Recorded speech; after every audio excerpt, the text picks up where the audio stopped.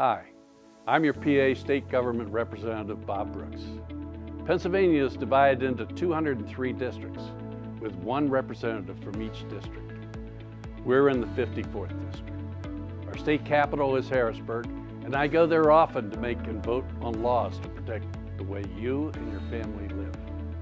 I've asked my friend Flash, the firefly, to help me to show you what we do in the House of Representatives and how we go about making laws.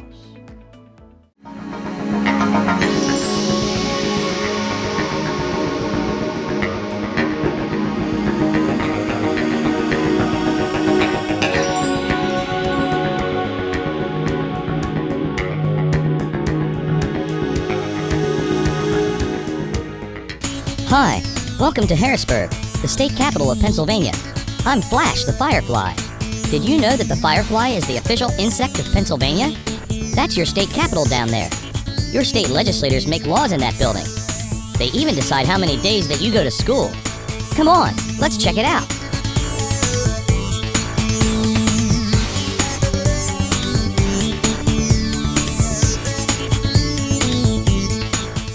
Let me see now. Where should we start? Actually, this is as good a place as any. You see, laws start with people, people's ideas. When someone gets an idea for a law, they give it to their representative. Then the lawmaker, that's another word for representative, decides if it's a good idea and if the law is really needed. If so, the idea is brought here, to the Legislative Reference Bureau, where lawyers make it into a bill. A bill is an idea for a new law put down on paper. A properly written bill looks like this. The representative who came up with the idea will take the bill to other representatives to get their support for the idea. They often ask them to sign the bill, proving their support. When the bill is formally introduced, it's handed to a clerk on the floor of the House of Representatives and given a number.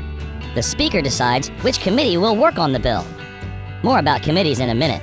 Anyway, once the bill is given a number and sent to a committee, it's officially printed and copied so that lawmakers, staff members, and others can review it. Sometimes people come to the Capitol to tell the legislators that they are for or against certain bills. This is called lobbying, whether it's done by one person or groups of people. Lobbyists give their opinions on bills and try to convince lawmakers to vote for or against the idea. Another important stage in the lawmaking process is when the bill is studied by a legislative committee.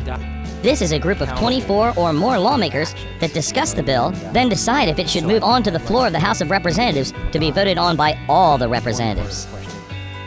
An example is the Transportation Committee, where lawmakers consider bills about roads, highways, railroads, and laws which affect the millions of car and truck drivers in the state. The largest committee, the House Appropriations Committee, has 32 members. It helps decide how the state should spend the tax money it receives from the people of Pennsylvania.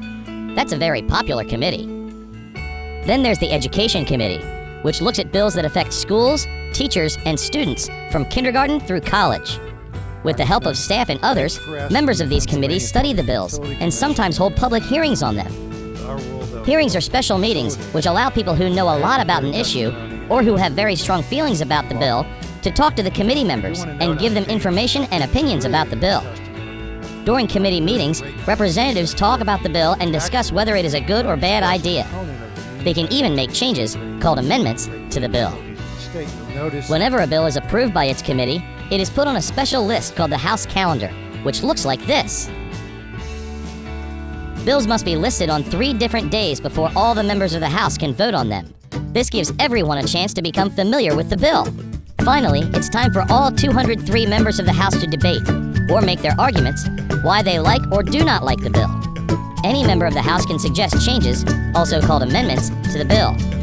As in the committee process, a majority of members, which means more than half of the members who are present, can join together to approve any amendments. After all the changes have been made and all the opinions and arguments are shared, it's time to vote on the bill. The Speaker says, "Members will proceed to vote. Have all the members voted? The clerk will record the vote." Representatives use an electronic voting system. They each have a red and green button on their desks. They must either push the green button to vote yay or yes, or the red button to vote nay or no. There is no other choice. The result of the vote can be seen on those electronic voting boards on the walls of the House chamber. If the bill passes the House, it goes to the Senate, which uses an almost identical process. It first goes to a committee, then, if it passes, it moves to the floor of the Senate, where all 50 senators vote. The only difference is that senators don't vote by pushing buttons, but by saying aye, which means yes, or no. Ward, aye. White, aye. If a bill is changed after the Senate passes it, it must go back to the House to make sure the House agrees with the changes. If not, House and Senate members may have to meet and resolve the differences in what's called a conference committee. In any case, a bill must be passed in the same form by the House and Senate before it goes to the governor for his signature. When the bill finally makes it to the governor, he can sign it or veto it. If the governor signs the bill, it becomes part of Pennsylvania law. If the governor rejects or vetoes the bill, the House and Senate could still make it into law if they can get 2/3 of their members to overturn the governor's decision. In the House, that would amount to 136 votes. In the Senate, 34 votes are necessary to override the governor's veto. Every law, whether it increases the speed limit to 65 miles per hour, increases punishment for criminals, or decides how many days a year you have to go to school, must go through this same process. At times, this lawmaking business may seem a little complicated. This democratic process is awesome. We think it's the best type of government there is. Well, I sure had fun meeting you today. I hope you were interested in how our government, formed by the people of Pennsylvania, operates. And I hope you understand the lawmaking process a little bit better now. If you have any questions, be sure to ask your teachers. They'll be glad to help. Remember, you'll be a voter someday. Who knows? You might decide to run for office and become a state representative. Maybe even Speaker of the House. For now, I'm Flash the Firefly saying, so long.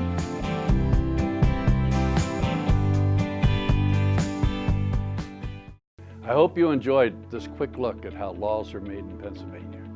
Again, my name is Bob Brooks, State Representative of Pennsylvania. And if you see me out around town, be sure to stop and say hi.